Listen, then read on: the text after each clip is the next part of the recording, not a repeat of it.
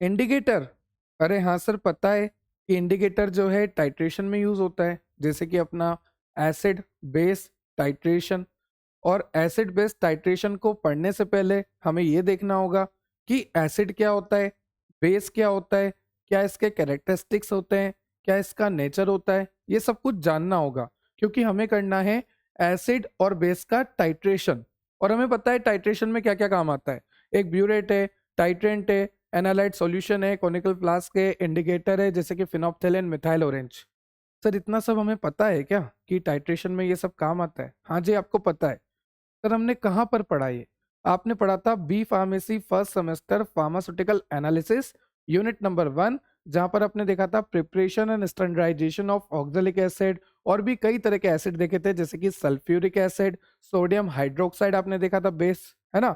इन सभी का प्रिपरेशन करा था, स्टैंडर्डाइजेशन करा था, जहां पर आपने देखा था कि किस तरह से टाइट्रेशन की जाती है, इंडिकेटर का क्या काम होता है, कौन सा इंडिकेटर किस मीडियम में, जैसे कि एसिडिक मीडियम है, बेसिक मीडियम है, न्यूट्रल मीडियम है। तो इंडिकेटर जो है अलग अलग मीडियम में अलग अलग पीएच पे अलग अलग कलर शो करता है। अब जिसने वो लेक्चर नहीं देखा, कोई बात नहीं, एकदम न्यू से स्टार्ट करेंगे। बिल्कुल बेसिक से बताऊंगा कि टाइट्रेशन होता कैसे है, टाइट्रेशन में क्या क्या रिक्वायरमेंट होती है, और टाइट्रेशन करना कैसे होता है, और हमें कैसे पता लगेगा कि हमारा टाइट्रेशन जो है कंप्लीट हो चुका है। मतलब कि हमारे टाइट्रेशन का एंड पॉइंट आ चुका है। जब टाइट्रेशन कंप्लीट होती है तो क्या बोलते हैं? टाइट्रेशन का एंड पॉइंट आ गया। ठीक है, तो हमें पता है कि हमें क्या देखना है, एसिड बेस टाइट्रेशन देखना है। तो सबसे पहले हम समझेंगे एसिड क्या होता है, फिर हम समझेंगे कि बेस क्या होता है, उसके बाद हम करेंगे टाइट्रेशन। और जब एसिड और बेस को समझेंगे ना, तो उस दौरान दो तीन थ्योरी भी पढ़ेंगे, जैसे कि लुइस का कंसेप्ट, ब्रोंस्टेड लोरी थ्योरी, अरेनियस का कंसेप्ट। तो कई साइंटिस्ट आए, कई साइंटिस्ट ने अपनी अपनी टिप्पणी दी कि भाई एसिड ये होता है, बेस ये होता है, एसिड ये होता है, बेस ये होता है। तो सभी साइंटिस्ट की बात सुनेंगे, सभी कैरेक्टरिस्टिक्स को अच्छे से डिटेल स्टडी करेंगे, और उसके बाद करेंगे एसिड बेस का टाइट्रेशन। ठीक है सर, समझ में आ गया। सबसे पहले एसिड समझना है, फिर बेस समझना है, उसके बाद एसिड और बेस की थ्योरी समझनी है, अलग अलग थ्योरी आई थी अलग अलग साइंटिस्ट से, उसके बाद इसका टाइट्रेशन समझना है। चलिए स्टार्ट करते हैं। ये आपको दे रखा है B pharmacy first semester pharmaceutical analysis unit number 2, और यूनिट नंबर 2 का आज लेक्चर नंबर 1 है। मैं आपको सिलेबस दिखा देता हूँ। और ये टाइट्रेशन ऐसा नहीं कि सिर्फ बी फार्मेसी में दे रखी है, जिस भी सिलेबस में आपको ये टाइट्रेशन दे रखी है तो इसी तरह से आपको फॉलो करनी है। एसिड क्या होता है, बेस क्या होता है, different theories of acid and base, and then acid base titration. देखो, एसिड बेस टाइट्रेशन, ठीक है, तो एसिड समझेंगे, बेस समझेंगे, टाइट्रेशन समझेंगे, एसिड बेस की थ्योरी देखेंगे। फिर नेक्स्ट लेक्चर में हम देखेंगे theories of acid base indicator, indicator की थ्योरी। आज हम किसकी थ्योरी देखेंगे? एसिड की थ्योरी, बेस की थ्योरी। नेक्स्ट लेक्चर में हम एसिड बेस इंडिकेटर की थ्योरी देखेंगे। ठीक है, तो कंफ्यूज मत होना, वो अलग है। एसिड बेस इंडिकेटर की जो थ्योरी है ना, वो तो बिल्कुल अलग है। ऑसवाल्ड थ्योरी, रेजोनेंस थ्योरी, वो थ्योरी अलग है। आज हम क्या देखने वाले हैं? एसिड बेस का कंसेप्ट और एसिड बेस की थ्योरीज। तो सबसे पहले बात करते हैं कि एसिड क्या होता है। क्या होता है एसिड, बताओ। अरे सर, हमने तो इतना सुना है कि एसिड जो है H+ देता है। बिल्कुल सही सुना है। ठीक है, और सर हमने ये भी सुना है कि एसिड का पीएच जो है 7 से कम होता है। 7 से कम होता है पीएच एसिड का। ठीक है, और क्या सुना है? और सर हमने ये भी सुना है कि एसिड जो है सोरिन टेस्ट होता है। ठीक है, और क्या सुना है? सर हमने ये भी सुना है कि जो ये एसिड है ना, ये एसिड आपको न्यूट्रलाइजेशन रिएक्शन में काम आता है। वैसे तो ये सारी चीज हम पहले भी पढ़ चुके हैं। सर कहाँ पर पढ़ चुके हैं? इनऑर्गेनिक केमिस्ट्री में। जब मैंने आपको इनऑर्गेनिक केमिस्ट्री पढ़ाई थी तो वहां पर बहुत ही डिटेल में बताया था कि एसिड क्या होता है, बेस क्या होता है। फिर भी अब यहाँ पर भी आपको दे रखा है तो थोड़ा बहुत इंट्रोडक्शन बताना जरूरी है। तो एसिड की बात करें, जो H+ आयन देता है वो एसिड होता है, जो जिसका पीएच 7 से कम होता है। ठीक है, 7 से कम। जब आप पीएच स्केल देखोगे, ये आपका पीएच स्केल है, 7 पर न्यूट्रल होता है, 7 से कम जो होता है वो एसिडिक नेचर होता है, और इधर 7 से ज्यादा जो है बेसिक नेचर होता है। अगर बात करूं 0 की तो 0 हाईली एसिडिक होता है, और अगर बात करूं 6.9 की तो ये बहुत ही वीक एसिड होता है ना। 0 से लेके 6.9 तक एसिडिक कैरेक्टर होता है, जिसमें 0 जो है हाईली एसिडिक होता है और 6.9 जो है वीक एसिड होता है। 7 न्यूट्रल होता है और 7 से आगे बेसिक कैरेक्टर शुरू हो जाता है, जिसमें 7.1 जो है वीक बेस होता है, और लास्ट में जो 14 आता है वो स्ट्रॉन्ग बेस होता है। ये सारी बातें आपको पता है, बहुत इजी बातें हैं ये आप बचपन से पढ़ते आ रहे हैं, पीएच के बारे में आप जानते हैं। ठीक है, ठीक है सर। एसिड वो होता है जो H प्लस दे, एसिड वो होता है जिसकी पीएच 7 से कम हो, एसिड वो होता है जो कि खट्टा हो टेस्ट में, है ना, और एसिड वो होता है जो कि न्यूट्रलाइजेशन रिएक्शन दे। न्यूट्रलाइजेशन रिएक्शन में क्या होता है कि जो एसिड होता है वो एसिड बेस के साथ रिएक्ट करता है। सपोज यहां पर स्ट्रॉन्ग एसिड है और यहां पर जो है स्ट्रॉन्ग बेस है, स्ट्रॉन्ग बेस है। तो जब strong acid strong base react करते हैं तो यहां पर सॉल्ट बनता है और पानी बनता है। मैं इसको आपको अच्छे से समझाता हूं, एग्जाम्पल देके समझाता हूं। जैसे स्ट्रॉन्ग एसिड का एग्जाम्पल लेते हैं HCl, और स्ट्रॉन्ग बेस का एग्जाम्पल लेते हैं NaOH। तो यहां पर क्या होगा, NaCl बनेगा, क्योंकि आपको पता है HCl क्या करेगा, HCl एसिड है, तो HCl क्या करेगा, HCl जो है H प्लस को डोनेट करेगा। ठीक है, तो यहां पर क्या फॉर्मेशन होगा, NaCl का फॉर्मेशन होगा। NaCl क्या हो गया, आपका सॉल्ट हो गया, और यहां पर ये H और ये OH जो है मिलकर पानी बना लेंगे। तो जैसा कि आप देख सकते हैं NaCl बना और HOH मिलके पानी बना। तो आपने देखा है स्ट्रॉन्ग एसिड स्ट्रॉन्ग बेस जब रिएक्शन करते हैं तो सॉल्ट और वाटर बनता है। ठीक है सर, क्लियर है। एसिड जो है H प्लस देता है, 7 से कम पीएच होती है, सोर होता है, न्यूट्रलाइजेशन रिएक्शन में काम आता है। न्यूट्रलाइजेशन रिएक्शन ऐसी रिएक्शन होती है जहां पर strong acid strong base react करते हैं और सोल्ट और वाटर बनाते हैं। एग्जाम्पल की बात करें तो स्ट्रॉन्ग एसिड हो गया HCl, स्ट्रॉन्ग बेस हो गया NaOH, तो यहां पर बन गया NaCl प्लस पानी। क्लियर है सर। अब देखो ध्यान से सुनना, आपका जो एसिड होता है ना, जैसे मान लीजिए ये पानी है, ये आपका पानी पानी पानी पानी है ना, वाटर। अब यहां पर जो H प्लस रिलीज होगा, जैसे मान लीजिए यहां पर मैंने HCl डाला, HCl क्या है, एसिड है, एसिड है तो क्या रिलीज करेगा, H प्लस रिलीज करेगा। तो ये जो H प्लस है ये पानी के साथ रिएक्ट करेगा और बनाएगा, देखो H प्लस कहां से आया, HCl से रिलीज हुआ H प्लस, क्योंकि HCl जो है एसिड है और एसिड क्या करता है, H प्लस को रिलीज करता है। तो जैसे ये H प्लस रिलीज हुआ, ये कहां पर रिलीज हुआ, पानी में, तो H प्लस प्लस H2O, तो यहां पर बनेगा H3O प्लस। ठीक है, इस तरह से काम होता है। चलिए ठीक है सर, समझ में आ गया। आपने यहां पर भी बता रखा है एसिड H प्लस पानी मतलब H3O प्लस। ठीक है, अभी एक कंसेप्ट और होता है कंजुगेट एसिड कंजुगेट बेस। इसमें बच्चे बड़े कंफ्यूज होते हैं कि कंजुगेट एसिड क्या होता है, कॉन्जुगेट बेस क्या होता है, कैसे कॉन्जुगेट एसिड कॉन्जुगेट बेस बनाया जाता है। सर बड़ी दुविधा है सर। अरे कुछ नहीं है, अभी समझाऊंगा, है ना, ध्यान से सुनते जाना बस। ठीक है सर, ये सारी बातें क्लियर हो गई, बेस क्लियर हो गया, एसिड क्लियर हो गया। चलिए और देख लेते हैं। अब यहाँ पर आपको रिएक्शन दे रखी है, जैसे कि आप देख सकते हैं HCl है आपका और NaOH है, और जो HCl है वो स्ट्रॉन्ग एसिड हो गया और NaOH जो हो गया आपका स्ट्रॉन्ग बेस हो गया। तो जब strong acid strong base react करते हैं तो सॉल्ट और पानी बनता है। उसके बाद आप देख सकते हैं यहाँ पर आपको एक CH3COOH दे रखा है, ये जो होता है वीक एसिड होता है। इसकी रिएक्शन आप NaOH के साथ करा रहे हैं, ये स्ट्रॉन्ग बेस है। मतलब कि यहाँ पर यह बताया जा रहा है कि एसिड और बेस में रिएक्शन हो रही है। अब एसिड चाहे स्ट्रॉन्ग हो, बेस चाहे स्ट्रॉन्ग हो, या फिर एसिड जो वीक हो बेस स्ट्रॉन्ग हो, है ना, ऐसे अलग अलग कंडीशंस बन सकती है। कई कंडीशन में क्या होगा, strong acid plus strong base होगा। कई कंडीशन में क्या होगा, weak acid plus strong base हो गया, है ना। किसी कंडीशन में क्या होगा, strong acid plus weak base हो गया। किसी कंडीशन में क्या होगा, weak acid plus weak base हो गया। मतलब कि यहाँ पर डिफरेंट कंडीशंस बन सकती है जहां पर रिएक्शन होती है। एसिड जो है स्ट्रॉन्ग भी हो सकता है, वीक भी हो सकता है, बेस भी जो है स्ट्रॉन्ग भी हो सकता है, वीक भी हो सकता है, सभी में रिएक्शन होती है। HCl NH4OH, अब ये जो NH4OH है ये वीक बेस हो गया। ठीक है, तो आप देख सकते हैं HCl स्ट्रॉन्ग एसिड है, NaOH स्ट्रॉन्ग बेस है, CH3COOH वीक एसिड है, NaOH स्ट्रॉन्ग बेस है, HCl स्ट्रॉन्ग एसिड है, NH4OH वीक बेस है। तो इस तरह से रिएक्शंस हो रही है। और लास्ट में आपको दे रखा है HClO4 पर क्लोरिक एसिड, ये एक स्ट्रॉन्ग एसिड होता है। फिर आपको दे रखा है CH3COONA। अब ये कोई आपका एसिड बेस नहीं है, ये क्या है, ये है आपका सॉल्ट ऑफ वीक एसिड और स्ट्रॉन्ग बेस जब रिएक्ट करेंगे तो ये कंजुगेट बनेगा, है ना, ये कंजुगेशन फॉर्म है, ये कॉन्जुगेट बना है, ठीक है। तो ये आपको कॉन्जुगेशन वाला कंसेप्ट है, ये मैं आगे बताऊंगा कॉन्जुगेट एसिड क्या होता है, कॉन्जुगेट बेस क्या होता है। अभी तक सब क्लियर है, एसिड क्या होता है, बेस क्या होता है, strong acid strong base, weak acid strong base, सब क्लियर है ना।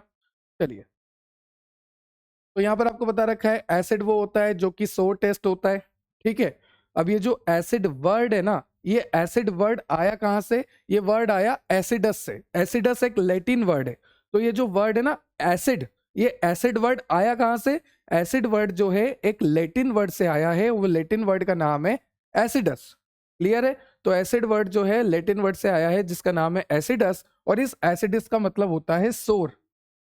तो मतलब कि जो एसिड सोर नेचर का होता है वो हमने पहले ही बता दिया, कैसे, नाम पढ़कर ही बता दिया, क्योंकि एसिड वर्ड आया है लैटिन वर्ड से जिसका नाम है एसिडस, और एसिडस का मतलब होता है सोर टेस्ट, ठीक है। अब एक बात और, एसिड क्या होता है, जो कि ब्लू लिटमस पेपर को रेड में कन्वर्ट कर दे।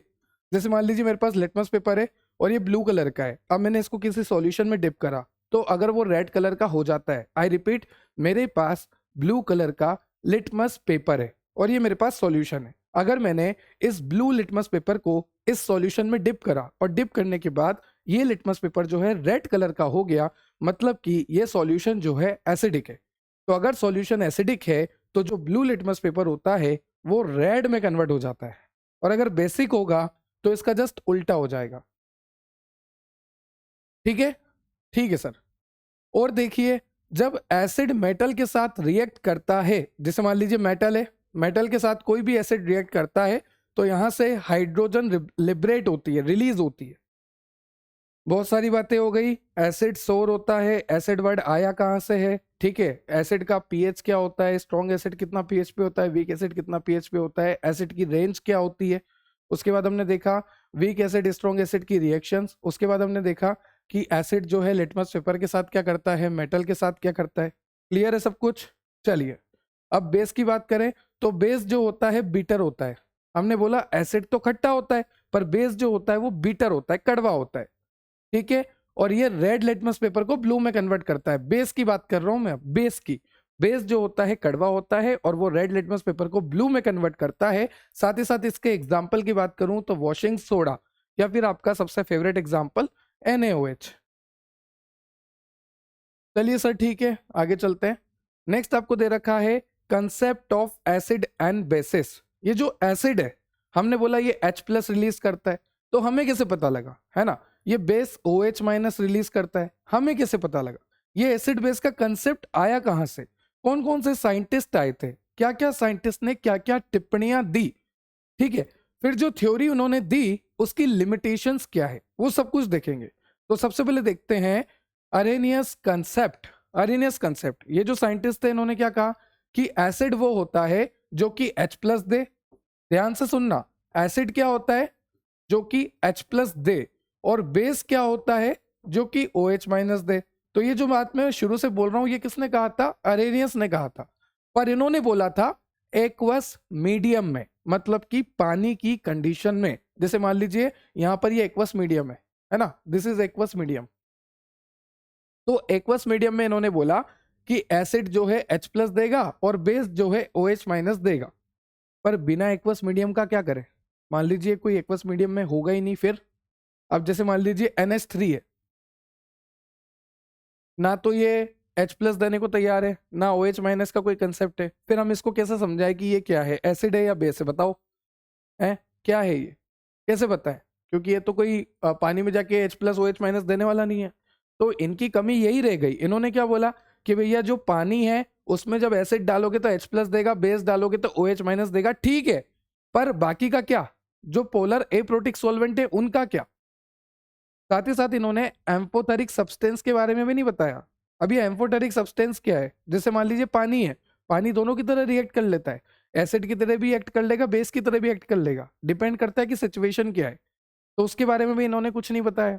तो इन्होंने पोलर एप्रोटिक के बारे में, एम्फोथेरिक के बारे में कुछ नहीं बताया। इन्होंने बस इतना बोला कि एक्वस मीडियम में एसिड जो है H+ रिलीज करेगा और एक्वस मीडियम में बेस जो है OH- रिलीज करेगा।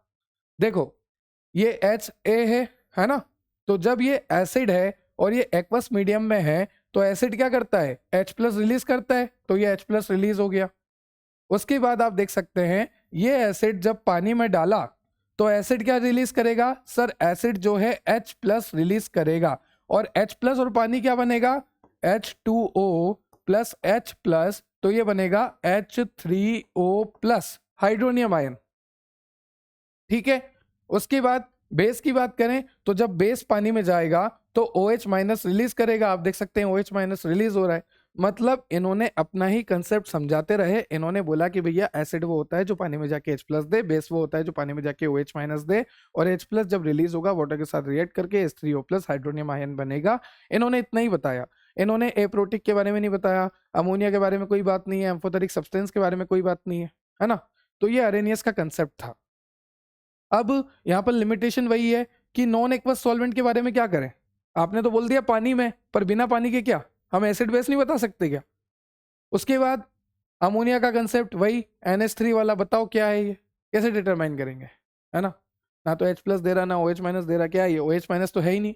अमोनिया एक बेस है ना, बेस है, पर इसमें OH- तो है ही नहीं, तो फिर मैं इसको बेस नहीं बोलूंगा क्या, बेस तो है ये। उसके बाद डज नॉट एक्सप्लेन एम्फोथेरिक बिहेवियर, है ना। जैसे वाटर की मैंने बात करी कि वाटर जो है दोनों की तरह एक्ट करता है, एसिड की तरह भी एक्ट कर लेगा, बेस की तरह भी एक्ट कर लेगा। और एक बात और ध्यान से सुनना, कब ऐसा करता है, जैसे मान लीजिए स्ट्रॉन्ग एसिड है, स्ट्रॉन्ग एसिड है आपके पास जैसे कि HCl है, तो जब मेरे पास स्ट्रॉन्ग एसिड है तो पानी बोलेगा भैया मैं तो गरीब आदमी हूं, आप तो स्ट्रॉन्ग एसिड हो, मैं आपके सामने बेस की तरह रिएक्ट कर लूंगा, कोई बात नहीं। तो उस टाइम ये जो पानी है वो बेस की तरह रिएक्ट करेगा। और मान लीजिए मेरे पास स्ट्रॉन्ग बेस है, स्ट्रॉन्ग बेस, और स्ट्रॉन्ग बेस के साथ में पानी के पास गया तो पानी क्या बोलता है, भैया आप तो स्ट्रॉन्ग बेस हो, एक काम करो मैं आपके सामने कहाँ हटूंगा, मैं तो एसिड की तरह एक्ट कर लेता हूं। तो मतलब ये डिपेंड करता है कि सिचुएशन क्या है, सॉल्यूशन कैसा है, उस कंडीशन में एसिड जो है मतलब अपना वाटर जो है बिहेवियर चेंज कर लेता है। अगर स्ट्रॉन्ग बेस की कंडीशन है तो water act as an acid, और स्ट्रॉन्ग एसिड की कंडीशन है तो water act as an base. Clear है। तो मतलब यहां पर डिपेंडेंसी की बात हो रही है, वाटर की बात हो रही है। वाटर इज ए एम्फोथेरिक, एम्फोथेरिक मतलब ऐसा सब्सटेंस जो कि दोनों कैरेक्टर शो कर दे, एसिडिक भी बेसिक भी, पर डिपेंड करता है सिचुएशन पे। तो उनके बारे में भी अरेनियस भैया ने कुछ नहीं बताया। तो अरेनियस भैया पे काफी सवाल उठे कि सर बताइए पोलर एप्रोटिक सॉल्वेंट के टाइम आप क्या बोलना चाहेंगे, अमोनिया का कंसेप्ट आप कैसे एक्सप्लेन करना चाहेंगे। अमोनिया एक बेस है पर वो तो OH- रिलीज करता ही नहीं। एम्फोथेरिक सब्सटेंस के बारे में आपका क्या कहना है, क्योंकि एम्फोथेरिक सब्सटेंस ऐसे सब्सटेंस होते हैं जो कि एसिड की तरह भी एक्ट करे, बेस की तरह भी एक्ट करे, पर आपने तो कुछ बोला ही नहीं। तो यहां पर अरेनियस का कंसेप्ट फेल हुआ। फिर नेक्स्ट कंसेप्ट आया जिसका नाम है ब्रोंस्टेड लोरी एसिड बेस कंसेप्ट। अब ये सरनेम है, जैसे कि शुभम गुप्ता, मेरा नाम है शुभम गुप्ता, तो गुप्ता मेरा सरनेम हो गया। कोई शर्मा है तो उसका सरनेम शर्मा हो गया। वैसे ही ये बेचारे सरनेम है, एक ब्रोंस्टेड एक लोरी, जैसा कि आप देख सकते हैं जॉनेस ब्रोंस्टेड, ये सरनेम हो गया। ठीक है, और ये थॉमस M लोरी, ये लोरी भी क्या हो गया, सरनेम हो गया। क्लियर है। तो ये सरनेम है, पीछे के नाम है ये ब्रोंस्टेड लोरी। अब इनका कंसेप्ट क्या था वो समझेंगे। इससे पहले एक बात और मैं आपको बता दूं कि ये जो ब्रोंस्टेड भैया थे, ये जो साइंटिस्ट थे, ये एक डेनिश केमिस्ट थे। डेनिश क्या होता है, डेनमार्क जो है ना, डेनमार्क वहां की ऑफिशियल लैंग्वेज है डेनिश। तो इसलिए मैंने बोला कि ब्रोंस्टेड भैया क्या है, एक डेनिश केमिस्ट थे, वहां की केमिस्ट है तो डेनिश केमिस्ट। उसके बाद बात करते हैं लोरी भैया की, तो ये जो है आपके इंग्लिश केमिस्ट है। ठीक है सर, क्लियर हो गया। This concept was propose by Danish chemist Johnson Bronsted and the English chemist Thomas M Lowry. Clear हो गया, ब्रोंस्टेड हो गया, लोरी हो गया। चलिए sir, according to this concept an acid is a substance which can donate H+ and base is a substance which can accept a proton from acid. इन्होंने क्या बोला, इन्होंने क्या बोला, ध्यान से सुनना। इन्होंने बोला कि एसिड क्या होता है, जो H+ दे, पूरी बात सुनना। और इन्होंने बोला कि बेस क्या होता है, जो वो H+ ले। इन्होंने कुछ और ही बोल दिया। इन्होंने क्या बोला, एसिड वो होता है जो H+ दे रहा है, ठीक है, और बेस क्या होता है जो कि H प्लस ले रहा है। पुराने वाले कंसेप्ट में क्या था, एसिड क्या था जो H प्लस देता है और बेस क्या था जो OH माइनस देता है। पर अभी जो नया कंसेप्ट आया ब्रोंस्टेड लोरी का, इन्होंने क्या कहा कि एसिड क्या होता है जो H प्लस देता है, ठीक है, पर बेस क्या होता है जो H प्लस को एक्सेप्ट करता है, वो बेस होता है। ठीक है सर, क्लियर हो गया। देखो, तो अगर एसिड H प्लस दे रहा है तो वो हो गया प्रोटॉन डोनर। क्या हो गया, प्रोटॉन डोनर, क्योंकि H प्लस दे रहा है, वो डोनेट कर रहा है, डोनेट कर रहा है, तो वो प्रोटोजेनिक हो गया। और अगर बेस H प्लस को ले रहा है, H प्लस को एक्सेप्ट कर रहा है, तो वो हो गया प्रोटोफिलिक, मतलब कि प्रोटोन से प्यार करने वाला। देखो, प्यार करने वाले एक्सेप्ट कर ही लेते हैं, ठीक है यार, कोई बात नहीं, अगली बार मत करना। तो वही वाली बात है, बेचारा बेस जो है ना, बेचारा बेस यहां पर प्रोटोफिलिक हो गया, प्रोटोन लविंग हो गया, प्रोटोन को एक्सेप्ट कर ही लेगा वो। ठीक है सर, क्लियर हो गया, ये कंसेप्ट क्लियर हो गया। अब नीचे एक और रिएक्शन दे रखी है, वो समझेंगे। देखो ध्यान से देखना, अमोनिया क्या है, बेस है। अगर अमोनिया बेस है तो वाटर किसकी तरह एक्ट करेगा? अरे सर, आपने बोला था कि अगर बेस आ गया तो वाटर बेचारा एसिड बन जाएगा, कि भैया आप तो बेस हो, आपके सामने मेरी क्या औकात, मैं तो एसिड ही ठीक हूं। तो वाटर यहां पर किसकी तरह एक्ट करेगा? एसिड की तरह। ठीक है सर, अमोनिया बेस हो गया, वाटर एसिड हो गया। अब इस थ्योरी ने क्या कहा? इस थ्योरी ने कहा कि एसिड जो होता है वो H प्लस देता है। तो जैसा आप देख सकते हैं H2O, H2O, और यहां से क्या होगा, H प्लस रिलीज होगा, क्योंकि वाटर यहां पर एसिड की तरह काम कर रहा है, तो यहां पर H प्लस रिलीज होगा। तो जैसे ही यहां से एक हाइड्रोजन गया, वो भी प्लस की फॉर्म में, तो यहां पर क्या बच जाएगा, यहां पर बच जाएगा OH, और OH जो बचेगा वो माइनस की फॉर्म में बचेगा, क्योंकि हाइड्रोजन प्लस की फॉर्म में निकला था। तो जैसा कि आप देख सकते हैं यहां पर बना OH। ठीक है, उसके बाद मैंने आपको क्या बोला था, बेस क्या होता है? इस थ्योरी के अकॉर्डिंग बेस वो होता है जो कि H प्लस ले। तो यहां पर जो अमोनिया है वो बेस की तरह काम करेगा, मतलब कि वो H प्लस को एक्सेप्ट करेगा, और अगर वो H प्लस को एक्सेप्ट करेगा तो वो बनेगा NH। पहले कितने हाइड्रोजन थे? 3, है ना, फिर एक और हाइड्रोजन आ गया, आप कितने हाइड्रोजन हो गए? 4, और हाइड्रोजन जो आ रहा है वो प्लस की फॉर्म में आ रहा है, तो NH4 प्लस। तो इस तरह से ये रिएक्शन होती है, बहुत ही इजी रिएक्शन है। ठीक है, अमोनिया किसकी तरह एक्ट करेगा? बेस की तरह। बेस क्या होता है यहां पर? जो H प्लस को एक्सेप्ट करे। और वाटर किसकी तरह एक्ट करेगा? एसिड की तरह। एसिड क्या होता है? जो H प्लस को डोनेट करे। ठीक है सर, क्लियर है। अब बहुत ही अच्छा कंसेप्ट बताने वाला हूं, ध्यान से सुनना, इसी थ्योरी के अंदर में। अब बात करते हैं कॉन्जुगेट एसिड, कॉन्जुगेट बेस के बारे में, जो कि कोई बात नहीं करना चाहता कि ये कॉन्जुगेट एसिड क्या है, कॉन्जुगेट बेस क्या है, इसी थ्योरी के अंदर बात करते हैं। देखो, हमें पता है कि एसिड क्या करता है, यहां पर H प्लस को डोनेट करता है, H प्लस को लूज करता है, निकालता है अपने अंदर से। तो जब एसिड H प्लस को निकालेगा तो वो एसिड कन्वर्ट हो जाएगा कॉन्जुगेट बेस में। किस में कन्वर्ट हो जाएगा? कॉन्जुगेट बेस में। ध्यान रखना, जब भी एसिड H प्लस दे रहा है, जैसे ही एसिड ने H प्लस दिया, अब वो बन गया कॉन्जुगेट बेस। बहुत ईजी है, मैं एसिड हूं, मैंने H प्लस दे दिया, सपोज ये मेरे पास H प्लस है, ये मैंने दे दिया, लो भैया तुम H प्लस रख लो। तो ये जैसे ही मैंने H प्लस दिया, ये रख दिया H प्लस, अब मैं क्या हो गया भैया? अब मैं कॉन्जुगेट बेस हो गया। ठीक है, अब बेस की बात करते हैं। मैं बेस हूं, बेस क्या करता है यहां पर? H प्लस को लेता है, तो ये H प्लस मैंने वापस ले लिया, ये H प्लस मैंने वापस ले लिया। तो जब बेस H प्लस लेगा, तो बेस H प्लस लेने के बाद क्या होगा? कॉन्जुगेट एसिड बनाएगा। ठीक है, यहां पर OH माइनस लूज कर रहा है या फिर H प्लस ले रहा है, एक ही बात है, आपका कॉन्जुगेट एसिड बनाएगा। क्लियर हो गया? ठीक है, तो यहां पर लिखा है स्ट्रॉन्ग एसिड जो होता है वो वीक कॉन्जुगेट बेस बनाता है। हमें पता है कि एसिड क्या बनाएगा? कॉन्जुगेट बेस बनाएगा, और बेस क्या बनाएगा? कॉन्जुगेट एसिड बनाएगा।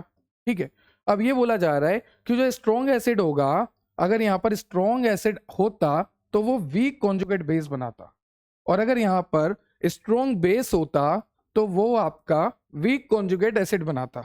ये कंसेप्ट है, ये आपको ध्यान रखना है इस थ्योरी में, कि अगर आपके पास स्ट्रॉन्ग एसिड होता इस थ्योरी में तो वो वीक कॉन्जुगेट बेस बनाता, अगर आपके पास स्ट्रॉन्ग बेस होता तो वो वीक कॉन्जुगेट एसिड बनाता। ठीक है, चलिए, यहां पर दे भी रखा है आपको कि एसिड जो है H प्लस छोड़ने के बाद कॉन्जुगेट बेस बनाता है, और बेस जो है H प्लस को लेने के बाद कॉन्जुगेट एसिड बनाता है। अब एक टॉपिक और क्लियर करते हैं, बड़ा इंटरेस्टिंग टॉपिक है कि कैसे पता करें कॉन्जुगेट एसिड कैसे बन रहा है, कॉन्जुगेट बेस कैसे बन रहा है। एक छोटा सा एग्जांपल दे रहा हूँ, छोटा सा, बड़ी आसानी से समझ जाओगे। देखो ध्यान से देखना, दिख रहा है ना, ये आपका वाटर है, ठीक है। अब मैं ये बोल रहा हूँ कि इस वाटर का आप बनाओ कॉन्जुगेट एसिड और बनाइए कॉन्जुगेट बेस। मैंने आपको ये बोला कि ये वाटर है, इस वाटर का कॉन्जुगेट एसिड बनाओ, कॉन्जुगेट बेस बनाओ। अब कैसे बनाते हैं वो समझो। अगर आपको कॉन्जुगेट एसिड बनाना है, अगर आपको किसी भी सब्सटेंस का कॉन्जुगेट एसिड बनाना है तो उसमें H प्लस को ऐड कर दो। क्या कर दो? ऐड कर दो। देखो नाम से पता लग रहा एसिड, एसिड से ऐसे याद रखना, ऐड करना। क्या करना? ऐड करना। और एसिड क्या निकालता है? H plus. तो क्या ऐड करना है? H प्लस को ऐड करना है। तो किसी भी सब्सटेंस का अगर कॉन्जुगेट एसिड बनाना है तो उस कंडीशन में आपको एडिशन करना है H प्लस का।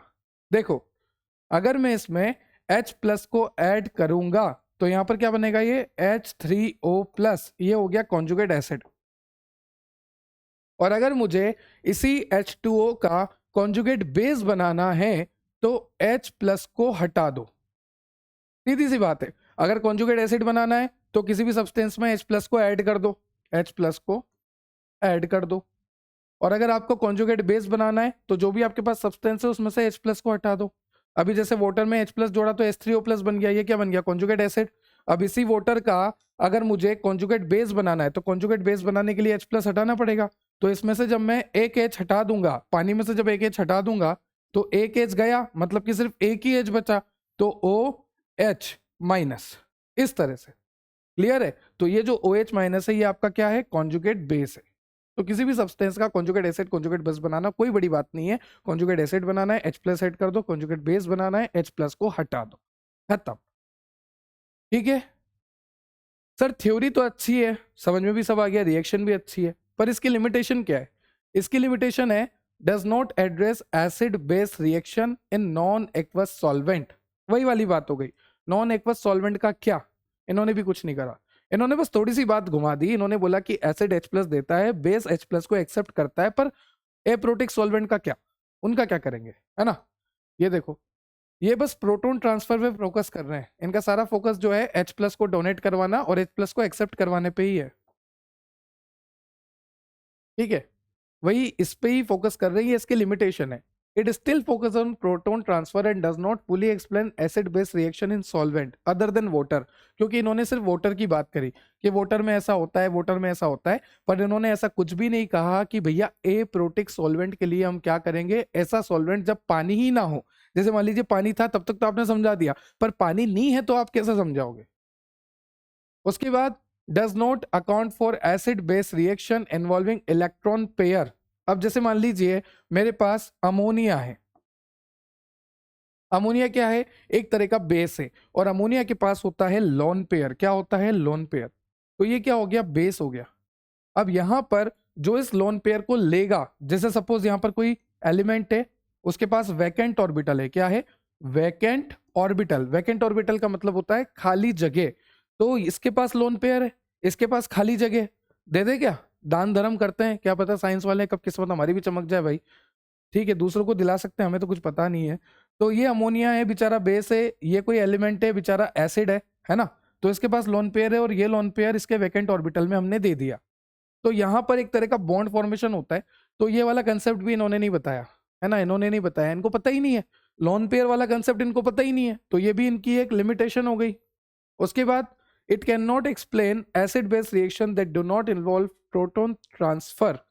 हाँ, एसिड बेस रिएक्शन, ऐसी एसिड बेस रिएक्शन जिसमें प्रोटॉन का नामो निशान ही नहीं है, प्रोटॉन ट्रांसफर की बात ही नहीं हो रही, H प्लस ट्रांसफर करने की बात ही नहीं हो रही, उस रिएक्शन को भी इन्होंने नहीं समझाया। क्योंकि इन्होंने सिर्फ एक ही बात पे फोकस करी है, प्रोटॉन का ट्रांसफर करना, प्रोटॉन को डोनेट करना, प्रोटॉन को एक्सेप्ट करना, वो भी एक्वस मीडियम में। तो यहां पर ये सारी बातें कौन बताएगा? ठीक है, फिर आई Lewis acid Lewis base theory. अब यहां पर जो लोन पेयर वाला कंसेप्ट है वो काम आता है। देखो ध्यान से देखना, मैंने आपको बोला था कि अमोनिया जो होता है उसके पास लोन पेयर होता है, और अमोनिया जो है बेस की तरह काम करता है। तो जिस किसी के पास भी लोन पेयर है वो बेस की तरह ही काम करेगा। जैसा कि आप देख सकते हैं ये H2O है, यहाँ ऑक्सीजन के पास भी लोन पेयर होते हैं, अमोनिया है इसके पास भी लोन पेयर होते हैं। यहाँ पर भी लोन पेयर है, यहाँ पर भी लोन पेयर है, यहाँ पर भी लोन पेयर है। और नीचे आप देख सकते हैं ये सारे पॉजिटिवली चार्ज है। तो ज्यादातर यही होता है कि जो पॉजिटिवली चार्ज होते हैं ना, वो इलेक्ट्रॉन को अपनी तरफ लेना चाहेंगे। क्या करना चाहेंगे? लेना चाहेंगे, लोन पेयर को अपनी तरफ लेना चाहेंगे। तो इतना सा आप ध्यान रखिए कि एक तो होता है लुईस बेस, ठीक है, एक होता है लुईस एसिड। ये लुईस साइंटिस्ट का नाम है ना। तो लुईस बेस होता है, लुईस एसिड होता है। लुईस बेस की मैं बात करूं तो इसका एग्जांपल हो गया आपका NH3, जिसके पास लोन पेयर है। तो लुईस बेस के पास क्या होता है? लोन पेयर होते हैं। दिख रहे हैं आपको लोन पेयर? ये लोन पेयर है, ठीक है। और लुईस एसिड के पास क्या होता है? वैकेंट ऑर्बिटल होता है, खाली जगह होती है।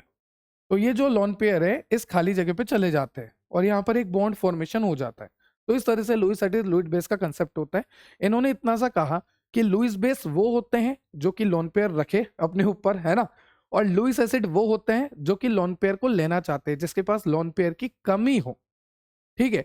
तो सीधी सी बात है, जहां भी आपको नेगेटिव चार्ज दिख रहा है या लोन पेयर दिख रहा है तो वो लुईस बेस ही कहलाएगा जनरली। और जहां भी आपको पॉजिटिव चार्ज दिख रहा है या इलेक्ट्रॉन डेफिशिएंट कोई भी स्पीसीज दिख रही है, इलेक्ट्रॉन डेफिशिएंट मतलब यहाँ पर लोन पेयर की कमी है, खाली जगह। तो जहां पर भी आपको जिस भी एलिमेंट में, जिस भी मॉलिक्यूल में, जिस भी सब्सटेंस में खाली जगह या वैकेंट ऑर्बिटल दिखता है, मतलब कि वो लुईस एसिड है।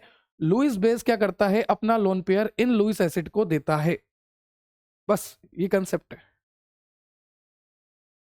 जैसा कि आप देख सकते हैं बी के पास यहाँ पर लोन पेयर है और इस बी ने ए को लोन पेयर दे दिया, तो बी और ए के बीच में एक तरह का बॉन्ड फॉर्मेशन हो गया, ठीक है। बस इतनी सी बात थी। ये देखो अमोनिया के पास लोन पेयर है, इसने अपना लोन पेयर जो है बोरोन के वैकेंट ऑर्बिटल में दे दिया। तो यहाँ पर अमोनिया और BF3 का एक कॉम्प्लेक्स बन गया और यहाँ पर एरो भी बना रखा है। अगर आप ध्यान से देखेंगे तो यहाँ पर एक एरो भी है, मैं आपको बताता हूँ। देखो हुआ क्या, अमोनिया के पास लोन पेयर है, BF3 के पास वैकेंट ऑर्बिटल था। तो अमोनिया ने BF3 को अपना लोन पेयर दे दिया, BF3 के वैकेंट ऑर्बिटल में अपना लोन पेयर दे दिया। अगर आप इसको ध्यान से देखेंगे तो दिया किसने है? NH3 अमोनिया ने दिया है, ये लोन पेयर दिया है ना। और लोन पेयर दिया किसको? बोरोन के वैकेंट ऑर्बिटल को। ये वैकेंट ऑर्बिटल है बोरोन का, ठीक है। तो आप देख सकते हैं यहाँ पर इस तरह से बॉन्ड फॉर्मेशन होगा और इस तरह से हम दिखाएंगे भी सही कि अमोनिया ने अपना लोन पेयर दिया किसको? बोरोन को। तो एरो इस तरफ होगा। इस तरह से ये पूरा अरेंजमेंट होता है। चलिए, तो इसकी लिमिटेशंस है कि it does not explain the behaviour of protonic acid such as HNO3 HCl H2SO4। इनके बारे में इन्होंने कुछ नहीं बताया प्रोटोनिक एसिड्स के बारे में। All acid base reaction do not involve coordinate bond formation. जैसा कि मैंने आपको बोला था कि जब लुईस बेस लोन पेयर अपना देता है लुईस एसिड को तो एक बॉन्ड फॉर्मेशन होता है बॉन्ड का फॉर्मेशन होता है, ठीक है। मैंने आपको बताया भी था, इस तरह से एरो लगा के दिखाया था, है ना, बॉन्ड फॉर्मेशन होता है। पर सारी एसिड बेस रिएक्शन में तो बॉन्ड फॉर्मेशन नहीं होता ना, कोऑर्डिनेट बॉन्ड फॉर्म ही नहीं होता। कुछ रिएक्शन में तो बॉन्ड फॉर्मेशन ही नहीं होता, फिर भी तो एसिड बेस है ना। तो इन्होंने ऐसा बोल दिया कि एसिड बेस रिएक्शन में बॉन्ड फॉर्मेशन होता है, जबकि ऐसा तो कुछ नहीं है, सारी रिएक्शन में ऐसा होता ही नहीं है, ठीक है। Lewis concept does not fit in the acid base reaction concept. वही वाली बात हो गई।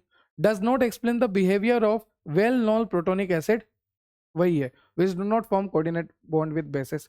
वही बात को थोड़ा बहुत घुमा फिरा के लिखा है एग्जांपल्स के साथ। यही करना होता है सेमेस्टर एग्जाम में, है ना। चलिए, फिर आपको दे रखा है theory of acid base theory of acid basis के बाद आपको दे रखा है टाइट्रेशन। और टाइट्रेशन में आपको बताना है कि किस तरह से टाइट्रेशन होती है, एसिड बेस टाइट्रेशन। और जब कभी भी एसिड बेस टाइट्रेशन आती है तो आपको इसी तरह से आंसर को फ्रेम करना है जैसे मैं आपको बता रहा हूं, ठीक है। चलिए ध्यान से देखिए, टाइट्रेशन के लिए हमें क्या क्या चाहिए पहले वो मैं आपको समझा देता हूं। जैसा कि आप देख सकते हैं मेरे पास है एक ब्यूरेट, दिस इज ब्यूरेट, है ना। मेरे पास है इनिशियल रीडिंग, मेरे पास है फाइनल रीडिंग, और इस ब्यूरेट में टाइट्रेंट भरा हुआ है। मैं आपको इस तरह से समझाता हूँ, अलग से बना के समझाता हूँ। दिस इज योर ब्यूरेट, ये हो गया आपका ब्यूरेट, ठीक है। इस ब्यूरेट के अंदर है टाइट्रेंट, टाइट्रेंट ये है आपका फ्लास्क, जहां पर है एनालाइट का solution, this is your analyte solution, ठीक है। तो यहाँ पर आपका एनालाइट सॉल्यूशन हो गया, यहाँ पर आपका टाइट्रेंट हो गया, ये ब्यूरेट में टाइट्रेंट होता है, ठीक है। यहाँ पर आपको एक इंडिकेटर भी डालना होता है, एक इंडिकेटर भी डालना होता है। अभी तक सब कुछ क्लियर है। एक आपके पास ब्यूरेट है, ब्यूरेट के अंदर टाइट्रेंट फिल होता है, नीचे आपके पास एनालाइट सॉल्यूशन है, आपका सैंपल सॉल्यूशन, उसमें आपने एक इंडिकेटर भी डाला हुआ है। अब ध्यान से सुनना, बिल्कुल अच्छे से समझा रहा हूँ। जैसे मान लीजिए नीचे जो सॉल्यूशन है वो सॉल्यूशन है एसिडिक नेचर का। किस नेचर का है भाइयों? एसिडिक नेचर का। तो यहाँ पर जो सॉल्यूशन है वो एसिडिक नेचर का सॉल्यूशन है, और अगर वो एसिडिक नेचर का सॉल्यूशन है तो उसमें मैं इंडिकेटर यूज करूंगा फिनोप्थेलिन। मेरे को लग रहा है अच्छा है तो मैंने यूज कर लिया। यहाँ पर जो इंडिकेटर मैंने यूज किया वो है फिनोप्थेलिन, फिनोल्थेनिल, है ना, फिनोप्थेलिन। तो इंडिकेटर मैंने यूज कर लिया। अब ध्यान से सुनना होता क्या है। फिनोप्थेलिन जो होता है एसिडिक मीडियम में कलरलेस होता है। कैसा होता है? कलरलेस। ध्यान से सुनना, फिनोप्थेलिन इंडिकेटर जो होता है वो एसिडिक मीडियम में कलरलेस होता है। तो यहां पर मैंने लिख दिया कलरलेस। एक बार अच्छे से ही बता देता हूं, रुको। ये तो क्लियर ही हो गया, ये आपका प्यूरेट हो गया। एक बार की बात है, फिर तो मजे आ जाएंगे आपको। इसमें क्या है? आपका टाइट्रेंट हो गया। यहाँ पर कौन है? यहाँ पर आप खड़े हो। यहाँ पर क्या है? यहाँ पर आपका सॉल्यूशन है, जैसे मान लीजिए एसिडिक सॉल्यूशन है। इस एसिडिक सॉल्यूशन में इंडिकेटर कौन सा है? सपोज ये इंडिकेटर है। इस इंडिकेटर का नाम क्या है? फिनोप्थेलिन इंडिकेटर, जो कि एसिड बेस्ड टाइट्रेशन में काम आता है। फिनोप्थेलिन इंडिकेटर, ठीक है। उसके बाद ये स्टैंड स्टैंड होता है यहाँ पर, वो आप देख लेना। इस तरह से स्टैंड वगैरह होता है, उसका कोई जरूरत नहीं है अभी यहाँ पे, ठीक है। इसको हटा ही देता हूँ स्टैंड वगैरह को मैं, क्योंकि अपन को कंसेप्ट समझना है। चलिए, तो अभी क्या होता है ध्यान से सुनना। मान लीजिए कि ऊपर जो टाइट्रेंट है वो जो है आपका बेसिक नेचर का है, और नीचे जो आपका सॉल्यूशन है वो एसिडिक सॉल्यूशन है। तो हमें कराना क्या था? Acid base titration. तो वही करा रहे हैं, एसिड बेस टाइट्रेशन, जहां पर बेस भी है एसिड भी है। अब जैसे जैसे क्या होगा, क्या होने से पहले एक बात और सुन लो कि एसिडिक सॉल्यूशन में जो आपका फिनोप्थेलिन इंडिकेटर होता है ना, ये फिनोप्थेलिन इंडिकेटर जो है एसिडिक सॉल्यूशन में कलरलेस होता है। कैसा होता है? कलरलेस। और वहीं अगर बात करूं, ये फिनोप्थेलिन जो इंडिकेटर होता है, पी का मतलब फिनोप्थेलिन, आई का मतलब इंडिकेटर, ये जो फिनोप्थेलिन इंडिकेटर होता है अगर ये बेसिक मीडियम में होता है तो बेसिक मीडियम में ये पिंक कलर देता है। कौन सा कलर देता है? Pink colour. क्लियर हो गया? अगर फिनोप्थेलिन इंडिकेटर की बात करें तो एसिडिक सॉल्यूशन में वो कैसा होता है? कलरलेस होता है। उसी फिनोप्थेलिन इंडिकेटर की बात करें तो बेसिक सॉल्यूशन में वो कैसा होता है? पिंक कलर का होता है। तो अब ध्यान से देखना, जैसे जैसे मैं इस टाइट्रेशन को स्टार्ट करूंगा तो पहले तो मैं ये देख लूंगा कि टाइट्रेंट किस लेवल तक फेल है। ये रीडिंग मैं नोट कर लूंगा, ये जो इनिशियल रीडिंग है ना, इस इनिशियल रीडिंग को मैं नोट कर लूंगा, ठीक है। अब होगा क्या, यहां से ड्रॉप बाय ड्रॉप, यहां से drop by drop, drop by drop, drop by drop, मैं बेस को नीचे ऐड करूंगा। तो अभी होगा क्या, बेस आ रहा है कहां पर आ रहा है? एनालाइट सॉल्यूशन में। एनालाइट सॉल्यूशन कौन से नेचर का है? एसिडिक नेचर का है। तो बेस आ रहा है कहां पर आ रहा है? एसिड के पास आ रहा है। तो बेस और एसिड क्या करेंगे? सॉल्ट और वाटर बना लेंगे। आपको पता है न्यूट्रलाइजेशन रिएक्शन हो जाएगी, बेस और एसिड मिलके क्या बनाएंगे? सॉल्ट और वाटर हो जाएंगे। मतलब कि ये जो धीरे धीरे बेस आ रहा है आ रहा है आ रहा है, नीचे जो एसिड प्रेजेंट है ना उसको ये न्यूट्रल करता जा रहा है। देखो बहुत ही इजी कंसेप्ट है। ऊपर से बेस आ रहा है, ड्रॉप बाय ड्रॉप आ रहा है आ रहा है आ रहा है, और नीचे जो एसिडिक सॉल्यूशन था उसको न्यूट्रल न्यूट्रल न्यूट्रल करता जा रहा है। एक टाइम ऐसा आएगा कि ये बेस आता जाएगा आता जाएगा आता जाएगा, और नीचे जो एसिडिक सॉल्यूशन है वो कंप्लीटली न्यूट्रल हो जाएगा। नीचे जो एसिड था वो खत्म हो जाएगा, कंप्लीटली कैसा हो जाएगा? न्यूट्रल हो जाएगा। ठीक है, एक कंडीशन ऐसी आएगी जब ऊपर का जो सॉल्यूशन है बेसिक सॉल्यूशन, जैसे वो ड्रॉप बाय ड्रॉप गिरता जाएगा तो नीचे का जो एसिडिक सॉल्यूशन है वो कंप्लीटली कंज्यूम हो जाएगा, न्यूट्रल हो जाएगा। अब सपोज करो एक ऐसी कंडीशन आ गई जहां पर नीचे एसिडिक सॉल्यूशन ही खत्म हो गया, एसिडिक सॉल्यूशन खत्म हो गया। अब जब एसिडिक सॉल्यूशन खत्म हो गया तो अगली जो ड्रॉप आएगी वो ड्रॉप यहां पर जो सॉल्यूशन है वो बेसिक कर देगी, बेसिक कर देगी। और मैंने आपको बोला कि यहां पर हमने डाला हुआ है इंडिकेटर, फिनोप्थेलिन इंडिकेटर। अभी तक फिनोप्थेलिन इंडिकेटर जो है एसिडिक मीडियम में था, इसलिए वो कलरलेस था, ठीक है। पर जैसे जैसे बेस आता गया, एसिडिक मीडियम खत्म होता गया, तो अब ये फिनोप्थेलिन इंडिकेटर जो है बेस की उस बूंद से रिएक्ट करेगा। तो जब फिनोप्थेलिन इंडिकेटर बेस की बूंद से रिएक्ट करेगा तो वो पिंक कलर शो कर देगा। तो यहां पर हमें पिंक कलर आने लग जाएगा। तो हमें पता लग जाएगा कि हमारी रिएक्शन कंप्लीट हो चुकी है, हमारी रिएक्शन का एंड पॉइंट आ चुका है। तो जब कभी भी हमारी रिएक्शन का एंड पॉइंट आएगा मतलब यहां पर कलर चेंज हो जाएगा। अभी हमने पहले क्या करा था, इनिशियल रीडिंग ले ली थी कि मान लीजिए मैंने यहाँ से शुरू किया, फिर मान लीजिए मैंने यहाँ तक वॉल्यूम को यूज किया, इतना मैंने यूज कर लिया नीचे वाले को न्यूट्रल करने में, नीचे वाले को पिंक लाने में, इतना सा यूज हो गया। तो ये जो फाइनल रीडिंग है इसको भी मैं नोट कर लूंगा। तो इनिशियल रीडिंग और फाइनल रीडिंग मेरे पास आ जाएगी कि पहले हमने इससे शुरुआत करी थी, फिर हमने नीचे वाले को न्यूट्रल करने की कोशिश करी, उसमें हमारा इतना सारा बेस जो है कंज्यूम हो गया, और यहाँ आते आते हमारा नीचे जो सॉल्यूशन है वो पिंक कलर का हो गया। बताओ, पिंक कलर तो है भी नहीं, कितना महंगा कलर चल रहा है, तो ये पिंक कलर का हो गया नीचे का सॉल्यूशन। ठीक है, अब जब ये पिंक कलर का हो गया मतलब हमारी रिएक्शन का क्या आ गया, एंड पॉइंट आ गया। क्या आ गया, एंड पॉइंट आ गया। क्लियर हो गया यहाँ तक सारी चीजें? ठीक है, अब एक बार मैं फटाफट बोल के बता देता हूँ। हमारे पास नीचे था एसिडिक सॉल्यूशन। एसिडिक सॉल्यूशन में जो आपका इंडिकेटर होता है फिनोप्थेलिन, वो जो है कलरलेस होता है। ऊपर हमने लिया है टाइट्रेंट। टाइट्रेंट जो है हमारा बेसिक नेचर का है, जो कि हमने ब्यूरेट में फिल किया था। धीरे धीरे हमने ड्रॉप वाइज टाइट्रेंट को ऐड किया हमारे एनालाइट सॉल्यूशन में, जो कि एसिडिक नेचर का है। एसिडिक नेचर में हमारा पहले से इंडिकेटर था जिसका नाम है फिनोप्थेलिन, पर वो कलरलेस था। पर जैसे जैसे बेस ऐड होता गया, टाइट्रेंट ऐड होता गया, तो ये टाइट्रेंट जो है एसिड को न्यूट्रल करता गया। जैसे जैसे एसिड न्यूट्रल होता गया, एक टाइम ऐसा आया जब बेस ने पूरी तरह से एसिड को न्यूट्रल कर दिया, और उसके बाद बेस की वो ड्रॉप जब हमारे एनालाइट के सॉल्यूशन में गिरी, तो उसके बाद बेस और इंडिकेटर दोनों ने रिएक्शन करके एक पिंक कलर दिया, क्योंकि मैंने आपको बोला था कि फिनोप्थेलिन इंडिकेटर जो है वो बेसिक मीडियम में पिंक कलर शो करता है। क्लियर? तो इस तरह से हमने टाइट्रेशन को कंप्लीट किया। शुरू में हमने इनिशियल रीडिंग देखी थी, बाद में हमने फाइनल रीडिंग देखी, और जितनी रीडिंग हमने मेजर करी कि भाई इतना हमारा टाइट्रेंट यूज हुआ है, इतना हमारा NaOH या फिर बेस यूज हुआ है। ठीक है, ये होती है आपकी टाइट्रेशन। तो यहाँ पर कई तरह के इंडिकेटर्स जो हैं यूज होते हैं, जैसे कि मैंने आपको फिनोप्थेलिन का बताया। फिनोप्थेलिन जो है कलरलेस होता है एसिडिक मीडियम में, और बेसिक मीडियम में पिंक कलर होता है। वैसे ही और भी इंडिकेटर्स होते हैं, जैसे कि मिथाइल ऑरेंज, जो कि कलर चेंज करते हैं। जैसे रेड होते हैं एसिडिक नेचर में, और बेसिक नेचर में येलो हो जाते हैं। तो अलग अलग इंडिकेटर होते हैं, जैसे कि मिथाइल ऑरेंज हो गया आपका, आपका फिनोप्थेलिन हो गया, और ये इंडिकेटर एक सर्टेन pH पे अपना कलर चेंज करते हैं। ठीक है, अगर मिथाइल ऑरेंज की बात करूं तो एसिडिक मीडियम में रेड कलर का होता है, बेसिक मीडियम में येलो कलर का होता है। और भी इंडिकेटर हैं, इसके अलावा इंडिकेटर की बात करूं तो ब्रोमोथाइमोल ब्लू है।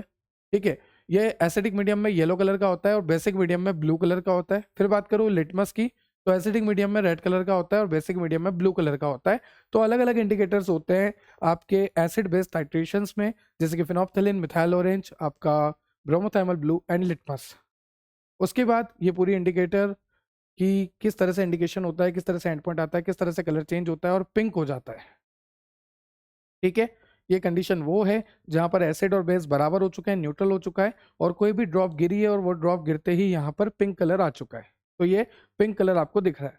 ठीक है, तो इस तरह से हमने देखा कि एसिड क्या होता है, बेस क्या होता है। एसिड बेस की अलग अलग थ्योरीज हमने देखी, आर्रेनियस थ्योरी, ठीक है, ब्रोंस्टेड लोरी कंसेप्ट, लुईस बेस का कंसेप्ट। उसके बाद हमने देखा टाइट्रेशन क्या होता है, टाइट्रेंट क्या होता है। टाइट्रेंट जैसे NaOH ले लिया, नीचे एनालाइट सॉल्यूशन आपने HCl ले लिया, और यहाँ पर ये न्यूट्रलाइजेशन रिएक्शन हो गई, टाइट्रेशन हो गया एसिड बेस टाइट्रेशन, जहाँ पर टाइट्रेंट भी यूज हो गया, एनालाइट सॉल्यूशन भी यूज हो गया, और डिफरेंट इंडिकेटर्स भी हमने यूज करे। हमने एग्जाम्पल लिया था फिनोप्थेलिन का, जिसका अगर मैं बात करूँ तो एसिडिक मीडियम में फिनोप्थेलिन जो है कलरलेस होता है, बेसिक मीडियम में पिंक कलर शो करता है।